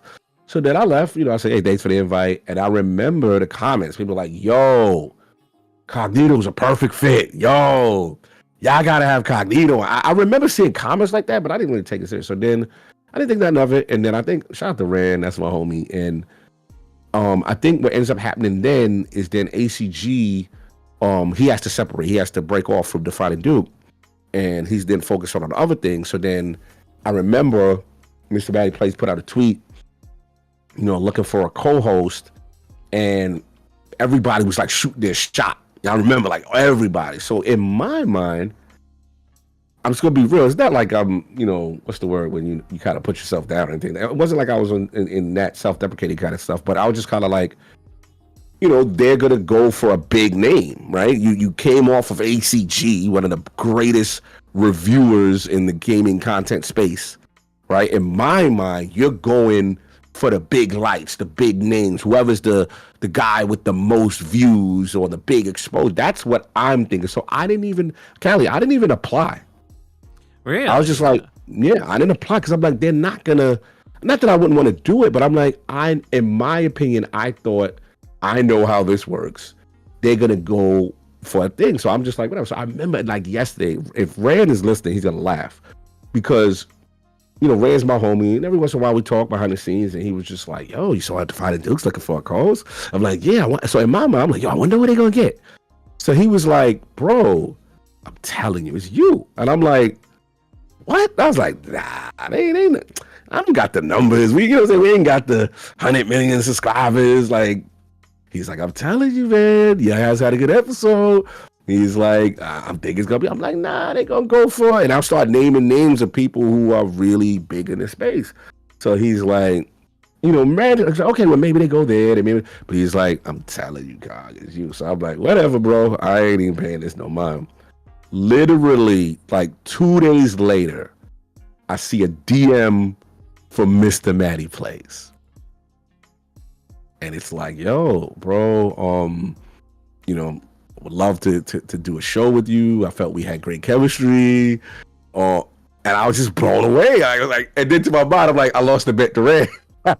So I was like, I got to tell Ray, "Yo, you was right, bro." It was me, so kind of thing. And then when I spoke to Matt, he's like, "Yeah, bro, you were my first choice all through the whole thing. I was just wondering if you would actually do it because I know you got IOP, you got law, you got all these things." And I'm like, "Yeah, we just got to figure it out." So then, yeah, we started. And like, I remember one of the cool things about Maddie, which is dope, is that he's like, "Bro, I want to make your life easy. You host, you do so much. I know what it is. When you come here, I'm going to do the heavy lifting as far as planning the show. I just need you to show up, be yourself, give your perspective, and let's just be great." And I'm like, all right, you know what I'm saying? So yeah, we did it. I remember joining there, and they had me do Colin makes the announcement. People go absolutely crazy. I will say, not to get too sappy, it meant so much to see the community root me on. Because to me, I feel like the underdog. I feel like the guy that, you know, I'm not the biggest content creator, you know what I'm saying? But I feel that I'm respected. Yes, of course. I feel like a lot of people, you know, I feel I'm pretty much well liked. But you never think, like, I've seen people genuinely happy for my success. And people were like, yo, if anybody deserve it, Cog. And a lot of doors opened right around that time prior to Jordan Defining Duke. I remember I got on Podcasts on Lock with Ryan. I remember I got on Kind of Funny with Paris and Snow by Mike and, you know, those guys. So it was just, it was a good wave of good feelings and people, you know, really reaching out to me. And it was emotional. It was overwhelming. It was just like, bro, Cog, we love you. We're so proud of you. This is dope. You deserve this. You've been grinding for so long, and that kind of energy. And yeah, just, you know, whether it be content creators, fans of the show, developers, everybody was super proud of like all the success that was happening for me at the time. And yeah, I joined, and you know, I told Colin, I just said the only thing is I got to be, you know, real as far as like, you know, my goal is still to get in the games industry. So if a gaming job comes, you know, will you guys be able to be flexible with my crazy schedule? And he was like, yeah, absolutely. And yeah, they've been, Last Stand Media fam has been amazing, bro. They're like my brothers, just like the realm of the Lords, like the realm of the Dukes is, you know, they go hard. And what I like about them too is that they know how to respectfully, even when they disagree with me on any of my points, they know how to respectfully say, hey, Cogger, I'm gonna push back. You know, I don't agree with this, whatever. Then, you know, me and Maddie, you know, he's now a friend of mine, and we're super cool, and you know, he's just a great kid. And what I like about him, we have this dynamic. Like you are very, I consider like this a young gamer. We're two generationally different. Me and Maddie are generationally different, but it's so cool to hear his perspective on things and things I don't know about, and then it's cool for me to tell him things like I'm telling you about things, you know, he doesn't know about. And that's, I think, what makes Defining Duke special. And I think we're fair. I think we call Xbox out when it needs to be, when we feel things are not. And we also, you know, call out when we think people are being unfair, you know, to things that they're doing, you know, same kind of thing. So it's fun. It's been a cool ride. Like I said, Maddie's awesome, and Defining Duke has really been cool. And shout out to Colin, because yeah, he pays well. That helps, you know. And you have, you know, extra cheese on your waffle, you know. It makes things nicer to show up to work every day. Yeah. You know what I'm saying? So shout out to Last Stand Media. Shout out to everybody over there. They all treated me like family. Like, bro, I was at Colin's wedding. You know what I'm saying? Like, me and him are friends. I'm friends with Colin Morial. Like, I'm friends with so many people in the industry that were my peers that I looked up to at one point. Even, you know, I could talk about Ran Outdoor. Like, this person I remember listening to, he was a guest on IOP episode like 2. You know what I'm saying? And I remember getting him on, and, you know, it's just dope. Like, it's just really cool to see how things have, you know, played out. And we're really blessed. Yeah, we're really blessed, man. You know, I almost completely forgot that ACG was actually part of that show originally, because I've been so used to you and Maddie just being the two running it practically. Yeah. Shout out to ACG, such a good dude, and I love the fact that, you know, me and him are really good friends, and he's a person. He's very private. He doesn't hang out with a lot of people, so it, you know, for me, it's just humbling, you know, to have that respect from my peers. Well, a lot of the stuff that's been happening, it's got to be humbling. Like, yeah, man, absolutely. It's been a whirlwind, and I remember, you know, even though I'm not there now anymore, but you know, getting a job in the games industry at Meta for about 2 years, that was really cool. And, you know, seeing people celebrate that, you know, us being games media, you know, just so many little milestones and stuff like that. You know, it really, that's when you know the hard work is paying off, the grind, you know. I remember those days, like, you know, how kind of like you're starting, right? Where it's like, you know, a smaller number in the chat is cool, but people are in there and they're passionate, right? That's what really matters. And then you start to see that growth, you know, 20 people becomes 50 people, 50 people becomes 100 people. You start to see it, but like those are the cool things to really, you know, grind on, and you remember your journey, remember how far you've come. Like, yo, we've been doing it, you know, kind of thing. So yeah. I guess with that, that'll lead me to my next question of any regrets of doing YouTube and podcasting at all? Because I know there's got to be like a little bit like of stuff like that's kind of been annoying, like, you know, dealing with fanboys or anything like that. The fanboys be doing too much. Like, look, I get it. To me, it's like sports teams in a way. It's like everybody's got their favorite team, everybody's got their favorite console. My thing is, I'm from an era where, you know, whatever you say, whatever you say to someone, be comfortable if that person, if you say it was right in front of you. That's the era I come from. And I feel like, and again, no disrespect to your era, but I feel like a lot of people get too comfortable behind the internet and say some really disrespect. It's one thing to say, hey, Callie, I disagree with you on that. It's another thing, like, you idiot, you this, like, and just going at somebody personally and all this extra stuff. And look, I'm not a small guy. So, like, if I was to see you in real life, you're not saying that to me in my face. You know what I mean? You're not coming with that level of energy and disrespect. So, for me, you know, me and King come from the hands-on era. You know what I'm saying? So it's like, that's why it's like, it's always going to be, we always are respectful. You know what I'm saying? And I think, well, and I think in the fanboys' defense for me, I got to geek out. Most people, I think I've created a climate where most people, the majority of the people that either listen to me or whatever, know, yo, even if I completely disagree with Cog, like, oh, he's saying something, he's bugging. Most people are always respectful and like, yo, Cog, I don't agree with you there. I think you're wilding. But, you know, I just want to say I, you know, disagree or whatever. That's cool. But it's just when, you know, people clipping you and then they saying all this wild stuff and, you know, I'm a person, I'm just not here for that. Like, I'm here for, I love video games. That's it. Like, that's what I'm here for. I love games. And if you love games, it really doesn't matter what platform you're on. As long as you love games. I'm from the era where loving games wasn't cool. Like, you were considered a geek. It's just that I happen to be a jock and I have to, you know, I happen to work out or whatever. So I was in the cool kids pocket, but I also love my gamers. And I never would let anybody disrespect my gamers. So same thing when I told you about people coming to my house, South Bronx, you know, 15 people, you know, playing video games on a Saturday, that kind of stuff. I come from that era, so that's my fam kind of thing. If you're a gamer, you're like family to me. That's how I look at it. So to me, it's stupid to be, you could disagree, but to the level where you so disrespectful and you doing all this extra stuff, I'm not with that. So I have kind of like a rule where it's like, if you interact with me on Twitter, I have like this thing called the 10 tweet rule. And I'm gonna look at your timeline. If you being disrespectful and I'm not following you back. I'm not. Because it's like, if you were that guy that just, I look at you just constantly all the time, you know what I'm saying? Whatever. Most times I'm not going to follow you. Now, sometimes, you know, people, you know, really cool and respectful and stuff like that. And I'm just like, all right. So let me take it back. I have a policy as usually open door that if when someone interacts with me and if you're cool, I usually just follow you, right? But if I see like, yo, you doing a whole bunch of too much stuff, sometimes I gotta let you go. You know what I'm saying? Like, I just don't want to, I don't need that energy with me. That's where I'm at. I'm too old to be beefing with people on Twitter. Not, you know what I'm saying, 24/7. Yeah, like, no, I'm not doing that. Fair. You know what I'm saying?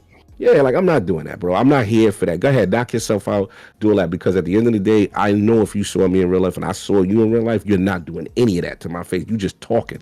So that's where I'm at. Not to get too aggressive here, but you know, it just, I'm from an era of having fun. Like, I think we don't have fun. I think people complain too much. Like, it's one thing to be like, all right, yo, we got to take a stand. But, you know, my thing is like, why don't you put up how much fun you're having in Baldur's Gate right now? Or how much fun you're having playing Spider-Man 2 right now? Yeah, like, just spread that positivity around. And I'm not even trying to be toxic and say, because toxic positivity. All I'm saying is, these people are spending so much time talking about other men and not talking about the games they claim to be loving. Like, that's the thing that, to me, I know that they're frauds. Because it's like, if you play games and you love games, you ain't got time to be going and living on someone's timeline, doing all this extra stuff. That's what I know. People got to get back to the focus of playing video games and loving games. You know what I'm saying? That's what I feel sometimes we lose. We just too combative and we don't know how to agree to disagree respectfully. That's why I feel when we lose it. So it's my job, you know, that's what I think I'm here for, which is to get us back on focus, which is what we here for. You know, yo, I'm loving games, or hey, I'm loving celebrating these developers. Yo, to me, the developers are the superstars. They make these experiences that give us joy. So let's celebrate them. Let's celebrate the content creators. That's where I'm from. Like all this fake tough stuff. Oh, Lemon, what up? He know I had these conversations with Lemon. You know what I'm saying? Like all this fake tough stuff and all this, you know, disrespecting people that you would never say this stuff, you know, in their life like that. I'm getting away from that. You know what I'm saying? That's not what I'm here for. So yeah, that's pretty much my MO, if you want to consider regrets. Yeah, I mean, that's pretty much it. Other than that, I don't let that I like it dominate my mindset, you know, kind of thing. And then, yeah, probably pretty about it as far as regrets. Everything else, I really love what I'm doing. I'm really having fun. You know what I'm saying? I'm really thankful of where I'm at and stuff like that. So, yeah. Oh, that's good to know. I mean, yeah, I know this stuff can get tough, especially when you become as big as you like your channel gets, like where it has like, well, like around like 7,000 subscribers. It's not easy to manage that many people who follow you. Yeah, no, absolutely. And like I said, all we say is just, you know, you guys can disagree, just be respectful to each other. You know what I'm saying? Don't get personal, that kind of stuff. And you know, for the most part, our community is super dope. Like our community is, they know what time it is, and they'll check other people who come in and it was on that type of time. So yeah, it's the good definitely overweighs the bad. Let's just put it that way. Yeah. It's just that social media just kind of can be like an echo chamber sometimes. Absolutely. And what you realize, last point I'll say in reference to social media, what you realize is it is an echo chamber in the sense that you would think though how strongly people feel about certain topics that's what the rest of the world feels. And then what I love is when you get the data and then you look at what actually people are playing, what actually people are buying, what actually people are doing. And you realize a lot of times it's completely different from what the hardcore gamer thinks. And that's why I love having developers on. I love having other people on because then you learn, you're like, even us, we get things wrong. We're like, yo, get out of here. We didn't even realize this. Because when you get the data, when you speak to the actual creators or the people who run the businesses or run, like we had the Peter Moores on, and you have these people who run entire gaming businesses, and you learn what really is going on behind the scenes. And that's why I love having relationships with developers as well too. It's dope. And I like educate, because a lot of people go, oh wow, we didn't know that, you know, kind of thing. And that's super cool to me. All right. Okay.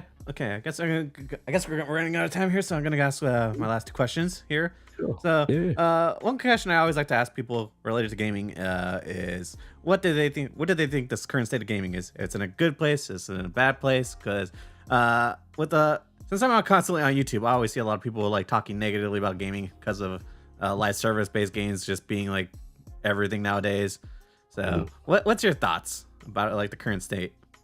I think it's overall good. I think that, look, from where gaming has come, gaming is literally arguably one of the biggest forms of entertainment revenue right now. I mean, gaming is going head to head. I don't know if you even see what this Power World game is just doing right now. It's insane. Like it just dropped. It's so interesting to follow, trends in the industry. So you got that. You've got, the Fortnites and all this other stuff, the live service stuff, of course. But then you've got, these amazing, stories of game creation. And it's very interesting to see. I give your generation a lot of credit because you're young cats. I feel like the reality is this: as an older gamer, as an OG gamer, right? The things that I love, and this is going to hurt some people, don't necessarily sell the most, right? And sometimes you realize where gaming is going, and you're like, oh, okay, this is where it's going now. This is what's happening right now. And I think that's fascinating. And the amount of revenue that is being made is insane. Now, on the flip side, to be balanced, I am a little concerned about the layoffs. I am concerned about, they're what I call inflection points, where we go into the digital era. Okay, now AI is becoming a thing, but again, for people who fearmonger these things, I do, because since I'm old enough and I've been around when people were like, yo, I don't know about these digital games, or I don't know about having a hard drive, I don't know about Xbox, live and being on party. I remember these things, I don't know if, broadband is the right thing because I'm using AOL dial-up on my console, and now you guys are telling me to pay all this money to play for faster internet. Is gaming gonna go that way? Like, I remember those questions, right? And I come from the era of, I told you, the high definition television, and that would enhance your gaming experience, and surround sound, and Dolby Digital 5.1, and people were resistant. People were like, yo, I don't know about this.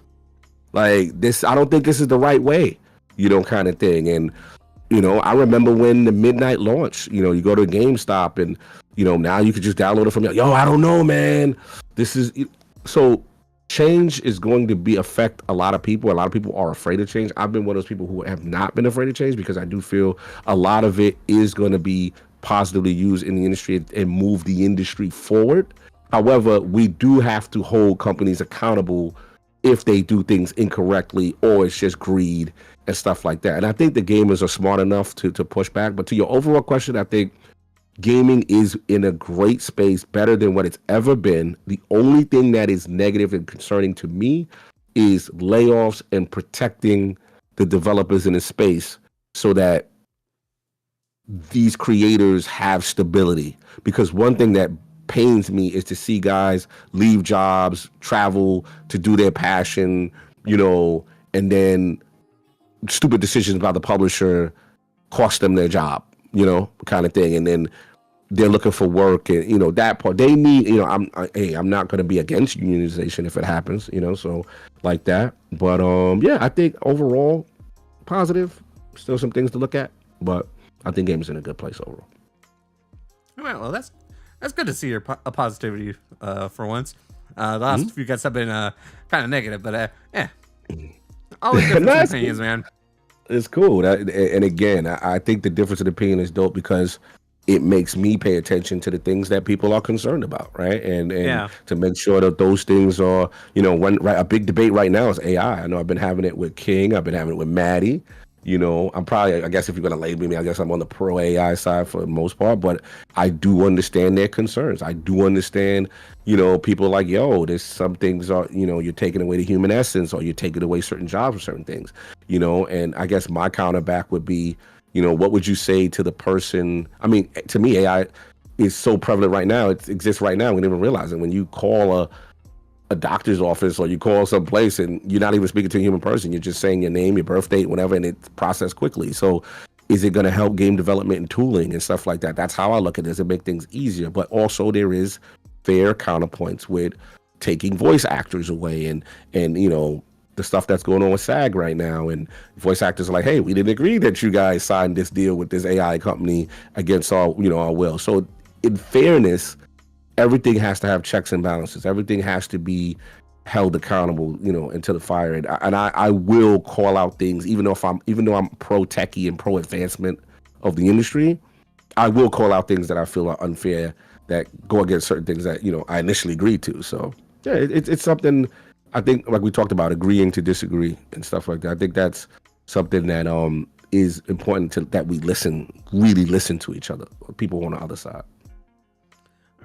I guess now we're approaching the final question. So I always like to ask my guests this: who do content creation? Because I feel like there's other people that'll listen in and try to get inspired to do the same thing that's what we do, YouTube, or just start a podcast.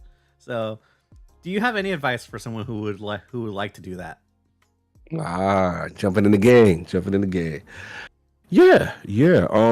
Be true to yourself first. Start doing the things that you're the most passionate about, because that's going to come easier. Don't be afraid to pivot sometimes too, basically give yourself enough time when you're starting out, whether it be podcasting, video creation, give yourself enough time to figure out, okay, this is what I want to do. Am I enjoying it? I like it. Yes. Also, don't be stubborn where you can't take any advice, right? Some people are very set in their ways, and that's cool, but let's be honest, we all want some forms of success, right? And if somebody gives you, I remember when, our audio situation was bad at one point, I think Dealer gave me one time, like, yo, you need to set y'all mics up. This was like way early and stuff like that. And we could have took it away. What I'm saying? But certain people, but we're like, you know what? He's right. Or, shout out to 108 who's in the chat right now. Like, bro, your camera situation, your audio situation, when you go to a live show, you got to step that up. And, I could get my ego, oh, what you talking about? I got more subs than you. People get in their ego, or they don't want to listen, or I know what I'm talking. And he was right. And, shout out to my man up in there. He hooked this up. Whether it be adaptable setups with Wi-Fi or wireless setups, or just interviewing developers and miking people up. And, Lemon is a technical guru. I love Lemon. I love learning from him. And he loves learning from me. So it's like, I think we can all feed off each other. It's cool to get advice. I think some people they let their ego get involved too much. And I would say, like I said, yeah, don't be afraid. Go with your passion. Don't be afraid to pivot when necessary. I'm trying to think, like, that's pretty much it. And you're gonna eventually get your niche, what it is, kind of thing. But we'll say this: it is a grind, and there are gonna be times when you get down and you get frustrated, because you may not see the growth that you feel you deserve. I remember now. I know what I was saying. Highly recommend. You gotta network. You have to network. It's hard to just be a star overnight. It's really tough. So what I would say is, like, maybe you start coming out to some shows or where developers are, and stuff like that. Maybe you network with other content creators, try to get them on your show and stuff like that. Sometimes, maybe you go on camera, Callie. When people feel they can connect with you, you know what I'm saying? And the human element of it. I remember that was a big thing. We refused to do camera, you know what I'm saying? And it was one of those things that King, I gotta give King the heat push. He's like, bro, we gotta stop hiding behind the avatars. And I'm like, bro, I like being behind the avatar. I could just wake up out of bed, roll up and do a podcast. I ain't gotta get fresh. You know what I'm saying? He's just like, nah, man, we gonna take it to the level. We gotta throw that cat. We were so resistant, like how they were resistant with me, with the no cursing. Remember, I had to take his advice. All right, let's plan it. And it was a little stressful at first, but we did it, and I think it benefited. Again, not saying for everybody, but I think it really benefited us. And I tell people, when they see the human element, sometimes that changes them. And I know, look, we all have our own personal things that, we may not be ready. You do things when it's time and you're comfortable and you're ready. But the big thing, I feel too, is, again, the networking and coming outside, going to, a Game Awards, going to a Summer Game Fest, networking. Yo, I'm Callie Rex. Here's my business card. Love to collaborate with you. Because the difference is, Callie, like, it's one thing to email someone a DM. They don't really know you. And then a lot of things, a lot of people, I know I'm to the point now, my DMs are crazy. Like, I'll wake up and I'll have like 100 DMs. You know what I'm saying? So it's like, think about, I'm not the biggest. We're growing. So, like, imagine the biggest guys, what their DMs and their emails are like, right? So if you now put yourself, or you go to, let's just say, a PAX East, right? And then there's, developer A who makes the favorite game you like, you're literally right in front of them, right? And hey, here's my card, here's my channel, here's my information. Like, networking is important. People fail to realize, and that really did well for us. Putting the name to that's Lord Cognito. I remember him. Oh yeah, I do your show. You see what I'm saying? Yeah. That's the thing. So that's the advice I would give to, new people. Don't be afraid to go out your comfort zone sometimes. Don't be afraid to take advice. You know what I'm saying? You change things up, but ultimately go also with what you're passionate about, because it's gonna show out best. Well, just to respond to your earlier comment about showing yourself. Unfortunately, I can't afford to do that, because I'm actually building my brown embrace around my dinosaur. So I would just say, I'm not. I actually knock yourself out. I actually got some huge things planned for my other show currently. So, yeah. Well, what I said, it's unique. It's unique. I will give you that. You got a very unique setup, and again, if that's the case, Go for it. Go for your vision. Go for, because no one, I will give you that no one's doing what you're doing. Right? Exactly. You got me over here with a wolf and a shield. You know what I'm saying? Next time, maybe you come back, you get me as a ninja. You know what I'm saying? I would like the ninja next time. All right. You know what I'm saying? So that's how we do it. But again, to your credit, right? No one is doing what you're doing. And I love that. I love that aspect. I love the unique aspect of it. So believe in your vision. I'll give you a quick story before we wrap up too, is that the same way you're believing in your vision and how you're doing it right now, and I respect that. I remember doing intros for people, right? A lot of what I'm known for is, introducing, you know what I'm saying? Blah, blah, blah, and giving the person their flowers when they're on. I remember getting pushback early in the comment section from certain people like, yo, like we'd have a big guest on and that person's fan base would come on and say, yo, we like you, but don't mess with them Iron Lord dude. That Cog dude is corny. You know what I'm saying? Like, he do them intros this weird. Like, you're human. So it's only, sometimes a comment will get you, right? Like, it'll get you in your feelings. Most of the time I let that stuff rattle my back. But that particular one got me. And I was like, word. So I remember speaking to the homies, speaking to the Lords. I was like, yo, I don't think I should do intros no more. So they was like, what? They was like, nah, fam. They was like, that's what makes you you. Like, we love when you do that. Like, and the guests love when you do it. So I was like, yeah, y'all right. And from that, I went more extreme. I went more over the top. I went more flavor, more pizzazz. And now it's kind of a staple of what IOP is when we have a guest on, right? So to your point, maybe now you take this and you go, okay, I'm gonna add more graphical fidelity. I'm gonna make the dinosaur do this. I'm gonna have you know what I'm saying? Like, I'm gonna make it. You know what I'm saying? Hey, you might be spoiling a bit, sir. Oh, my bad. It's easy. I'm already. I'm doing my brand vision for Cali Rex already. You know what I'm saying? And then when I come on next, you got the ninja. You got me with the sword. I'm sitting down, and people are like, yo, what channel is this? This is crazy. Like, he's got all this stuff going on. See, we got the coffee popping right now. Like, I see what you're doing. You know what I'm saying? So again, do you sometimes and embrace who you are. That's what I like, because I think that also translates well to content.